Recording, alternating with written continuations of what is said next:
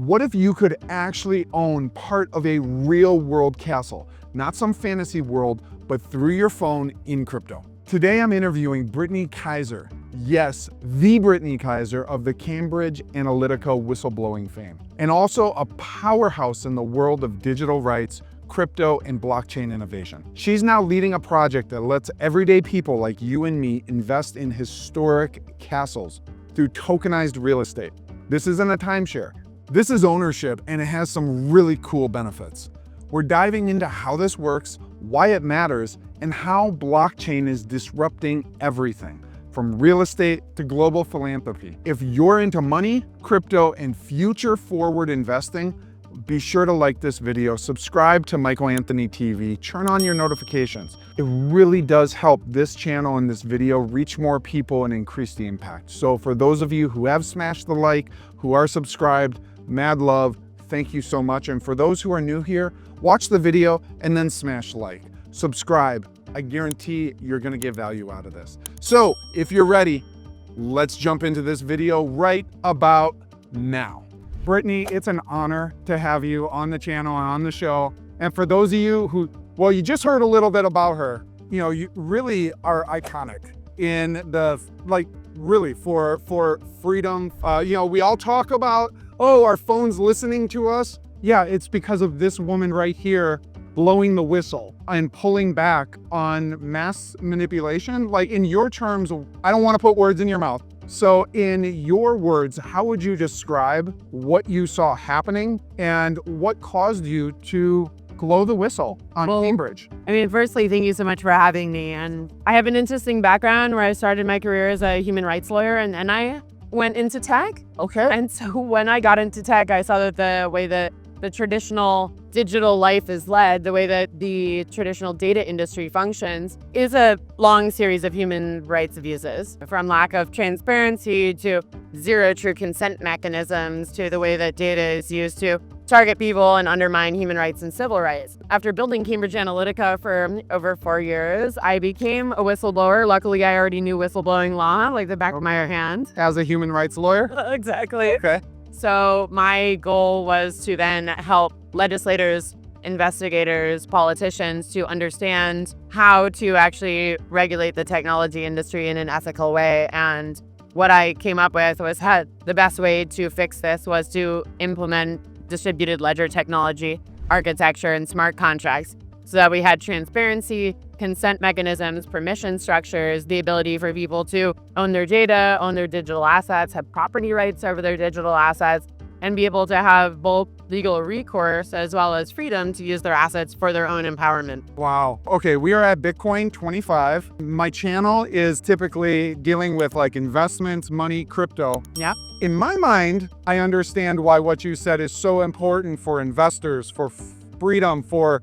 prosperity of life. How would you describe the importance of that? I think it is so important to realize that no matter what assets you have, whether it's your digital assets, your physical assets, or your investment assets, all of them should be able to work for you because they're yours. And whether they're tangible property or intangible property, you should have the right to make them work for you because they are yours. And the architecture that distributed ledger and blockchain technology brings is your ability to do that. Whether it is your personal data or it is your blockchain tokens, or you're able to tokenize real world assets, which is what I'm working on these days, Stick around for that. and bring liquidity to traditionally illiquid markets. Yeah.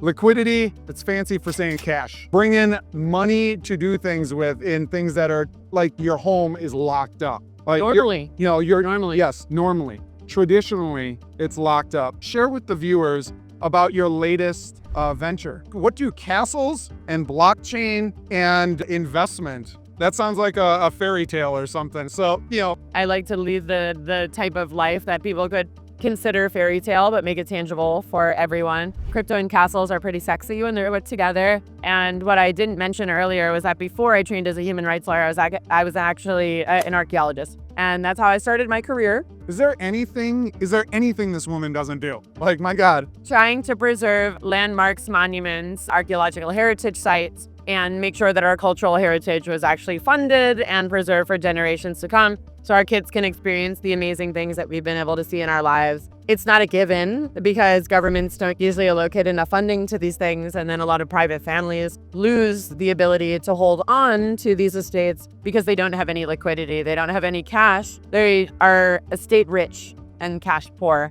And I think a lot of people that even just own normal houses understand what this means. You spend all this money investing in a piece of real estate and it's just gone until you 100% sell it. Now, when I went to college in Scotland, after leaving the US, I went to college there and a lot of my friends had inherited family homes that were 500 to 1,000 years old. And they had a normal job. They were journalists, they were doctors, and they had no idea about commercial real estate, about luxury hospitality, about marketing and branding. And therefore, there was no way to get any liquidity or cash flow on this incredible estate that they owned that was important to cultural heritage and the national history of where they lived. So it was 1,000-year-old home. 1,000-year-old home. And it's just going to pot because they don't have the money to upkeep it, even though the home is worth millions. So you can make it into an appreciating asset by restoring it, by renovating it, by bringing extra business models to the estate, or you don't take care of it and it becomes a depreciating asset,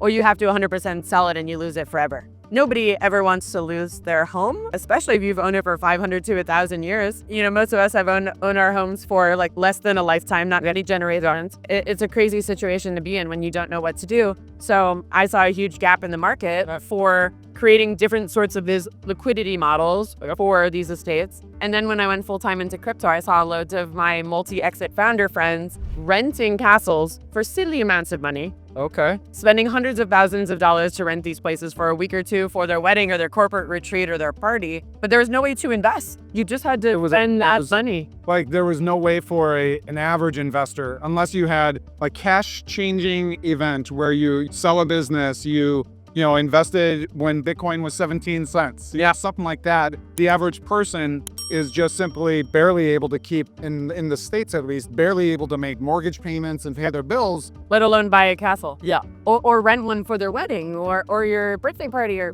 whatever it is, or corporate retreat. And so I saw this huge opportunity where a lot of my friends that were like first generation wealth had like sold their first company and they were spending a couple $100,000 renting a castle. And I thought, you were seeing them do the renting. The multi-exit founders and the crypto people want the castles, and the people with the castles need the cash. Yeah. So there's an opportunity here to create a marketplace that combines these communities and connects them in a way where it's a huge opportunity for both sides. Wow. So in just simple terms, tell me if this is correct, but you, with your latest venture, are digitizing real world assets or RWA. You hear a lot about RWA, it's real world assets, and putting it on the blockchain and then allowing basically like people to buy shares of a castle. Yep. And then share, just like stock in a company, share in the revenue. And what are some other benefits? You own 100 shares of a castle. What are some other benefits aside from the revenue side, the feeling good because you're helping, provide liquidity and cash flow to the owners to maintain it and things of that nature? What are some other fun things that? Well, all of a sudden, you get access to all of these VIP and membership benefits. So you can decide to join our membership tier, which allows you to get access to tons of historic estates that are not publicly bookable, that are owned by branches of royal families in different places that wouldn't ever put their place on Airbnb or Booking.com. But you can get access to this place as a member of the network. You also all of a sudden now get access to VIP events and experiences at historic estates around the world. Right now we have over 100 castles that are in the UK, France, and Italy. And we have over 500 that have asked to join the network from 17 different countries, not just in Europe. Of course, loads of European countries,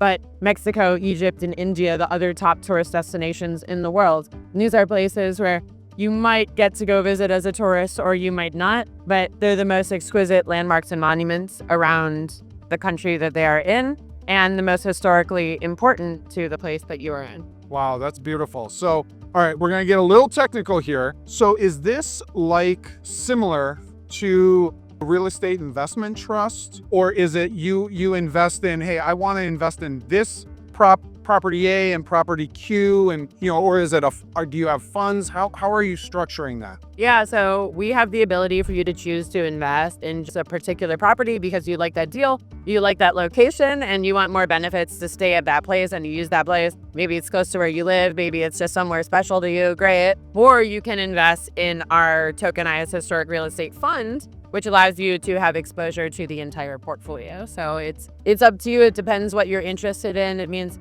if you decide to never go to any of these places, which I'd be sorry if you didn't, you can still gain less risky exposure to the entire portfolio because it's over tons of countries and loads of different estates themselves. If you choose one place, and that's your place, you can invest directly into that deal. Excellent. Okay, so both. So it's kind of like, and I'm hesitant saying this word because they get a bad rap for good reasons, but it's for the everyday person, the closest thing would be it's a mix of investment meets timeshare a little bit, like the benefit, hey, you now have access. And I don't mean it in a cheap way. But you're not wrong, because what we believe, which we've only seen a few commercial real estate funds actually do and do well. I think there's only 2 that I've seen that even include historic estates, but 2 of them where you become an investor in this commercial real estate fund and you get access to those properties. And it's only luxury real estate that you would want to go get access to. And usually within a portfolio of 10 or 20 estates, 1 or 2 of them are historic.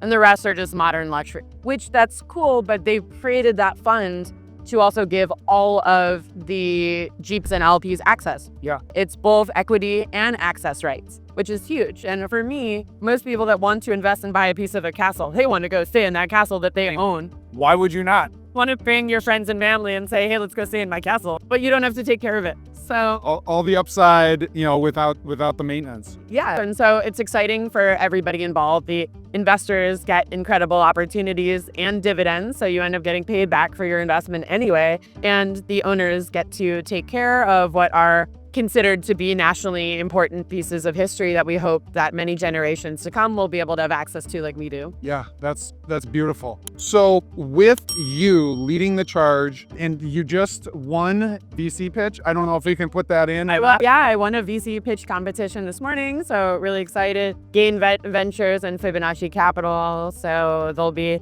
syndicating out our deals to their network. I'm so excited and honored because there were, I think, like 12 other companies, many of them very, very serious, like us, that have been working for years for what they built.